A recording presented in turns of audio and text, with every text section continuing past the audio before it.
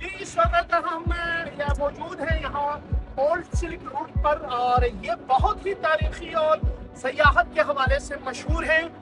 Old silk route اس حوالے سے مشہور ہے کہ چائنا سے وسط ایشیا اور دیگر دنیا کے یورپ تک یہ بہترین ایکسیس روٹ تھا، اور یہاں سے بڑے بڑے تاجر یہاں سے گزرتے تھے۔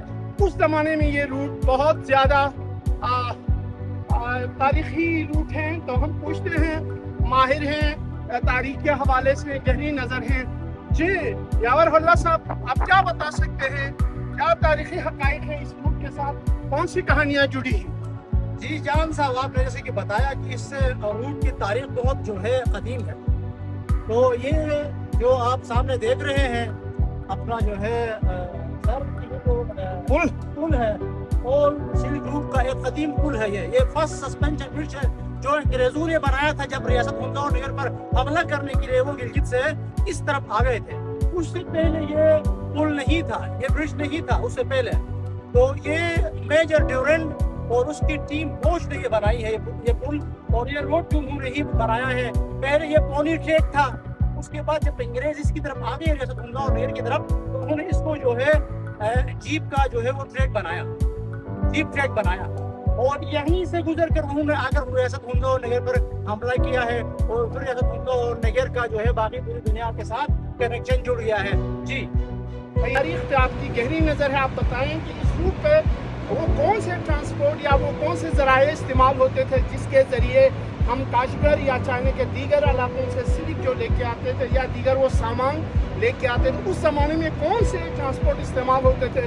ظاہر بات ہے آج کی طرح تو وہ وسیع سڑکیں نہیں تھی کہ وہ بڑے بڑے ہیوی گاڑیاں استعمال کریں۔ کیا بتاتے ہیں آباء اور کتابیں، کیا بتاتی ہیں؟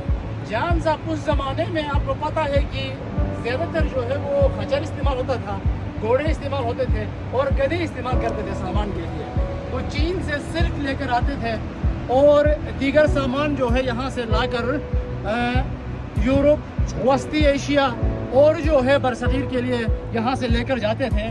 تو یہ بہت ہی ہسٹوریکل سلک روٹ ہے، اس کے ساتھ بہت ہی گہری یادیں وابستہ ہے۔ ناظرین، یہ ہمارے قومی سانحہ یا المیہ ہے کہ سیاحت کے نام پہ ہزاروں اور کروڑوں کے حساب سے فن جاری ہوتا ہے، لیکن عملی طور پر ہم دیکھتے ہیں تو وہ ثقافتی اور وہ تاریخی مقامات یا وہ تاریخی راستوں کو کبھی بھی پرزرو نہیں کرتے ہیں، نہ سیاحوں کو انٹرٹین ہونے کے لیے بنیادی سہولیات فراہم کرتے ہیں۔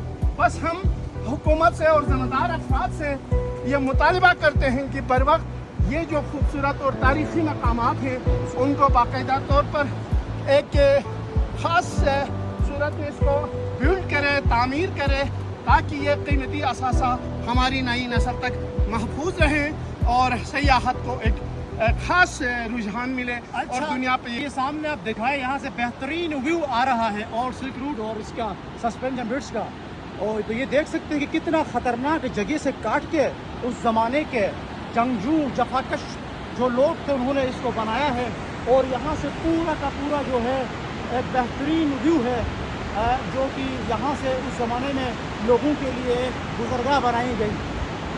بہت شکریہ یاور اللہ صاحب، آپ نے بہت ہی قیمتی باتیں ہمارے ساتھ ہمارے اس ویلاگ کے لیے شیئر کیا، ہم آپ کے شکر گزار ہیں۔ اس گزارش کے ساتھ کہ وہ تمام ذمہ دار افراد جو سیاحت کے نام پہ اپنے آپ کو ذمہ دار ٹھہراتے ہیں اور ذمہ دار ہیں، ان سے گزارش ہے کہ وہ عملی طور پہ کام کریں اور سیاحت کو فروغ بخشیں۔ دیکھیں یہاں پہ آپ دیکھ رہے ہیں اس وقت موسم بہت ہی خوشگوار ہے، یہاں پہ موسمی پھل لگے ہوئے ہیں، خاص طور پر خوبانی کا جو موسم ہے آپ دیکھ رہے ہیں، چھوٹے چھوٹے پھل لگے ہوئے ہیں اور ساتھ میں پانی ہے، کالے کالے چٹان ہیں، اور اس کے علاوہ پرجی اور سارے یہ جو بہت سارے پہاڑ ہیں اور بہت سارے دیکھنے کو ہیں، لیکن ضرورت اس امر کی ہے کہ یہ جو ذمہ دار افراد ہیں اس کو پر اثر اور با اثر بنائیں۔ شکریہ۔ ایک چیز میں یہاں پر ایڈ کرتا چلوں کہ جب ریاست نگر پر حملہ کرنے کے لیے جب جنگیر علی کا وہ واقعہ رونما ہونے والا تھا اور کرنل ڈیورن اپنی ٹیم جب لے کر آ رہے تھے،